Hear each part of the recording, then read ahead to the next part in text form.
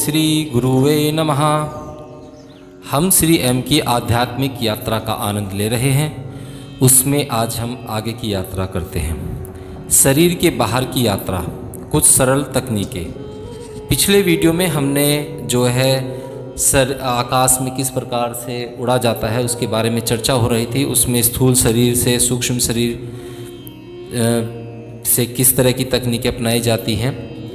तो पिछले वीडियो के अनुसार स्थूल शरीर में से सूक्ष्म शरीर को बाहर ले जाने की सरल तकनीकों के बारे में मैं आपको बताऊंगा।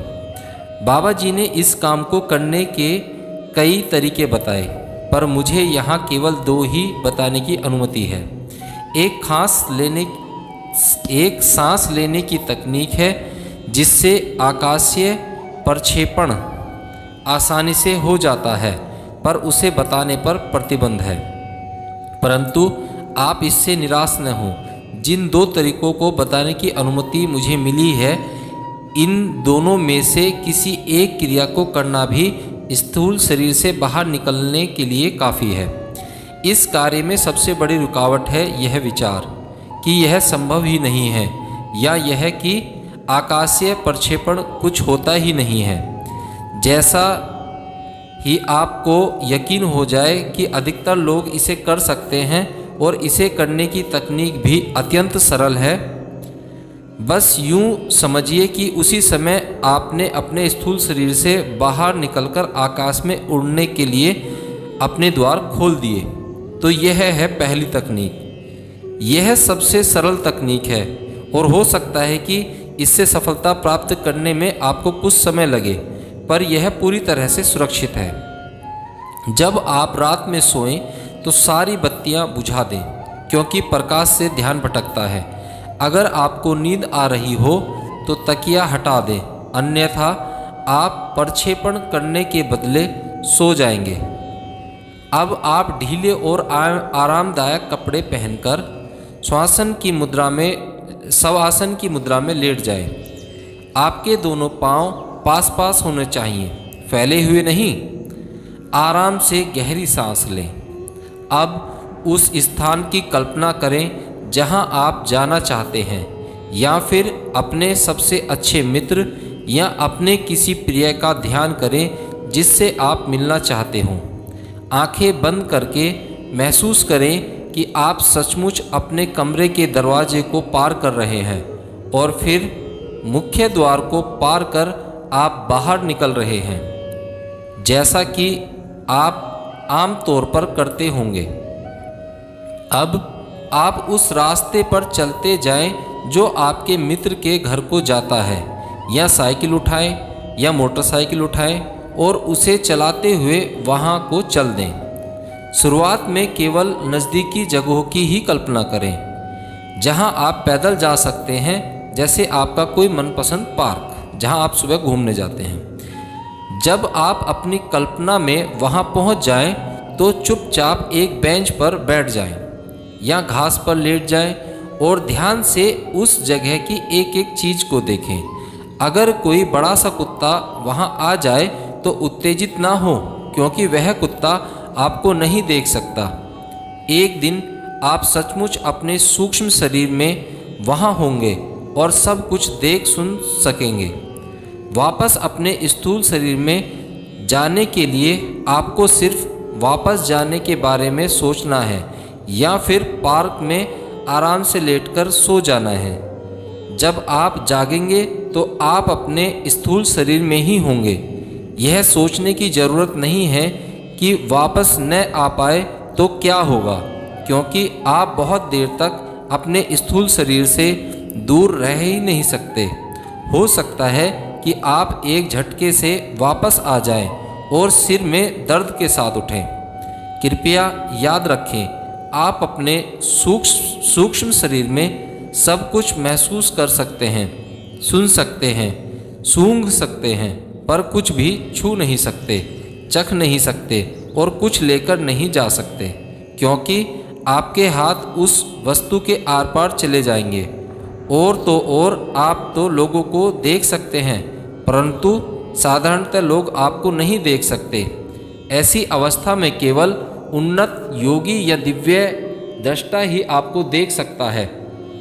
आपका सूक्ष्म शरीर ठोस दीवारों को पार कर सकता है और कहीं भी घुस सकता है। पहली बार अपने स्थूल शरीर से बाहर आने का अनुभव इतना सुंदर होता है जैसे आप एक बादल की तरह आसमान में तैर रहे हों। उस अनुभव के बाद स्थूल शरीर में वापस आना भयानक लगता है।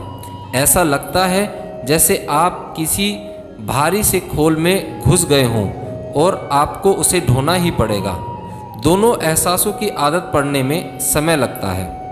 सबसे महत्वपूर्ण है कि स्थूल शरीर में वापस आते ही सूक्ष्म शरीर को अपने सभी अनुभवों को फौरन लिख लिया जाए। इन सभी अनुभवों को दिमाग बहुत जल्दी भूल जाएगा, क्योंकि जब स्मृतियाँ ताज़ी हों तभी उन्हें लिख लेना चाहिए। अगर आप प्रक्षेपण यात्रा के दौरान सो जाएंगे तो जागने पर आपको धुंधली सी याद ही रहेगी। इसलिए जब तक दिमाग में सब यादें ताज़ा हैं उन्हें घंटे भर के अंदर ही लिख डालिए। आपकी यात्रा शुभ हो मित्रों।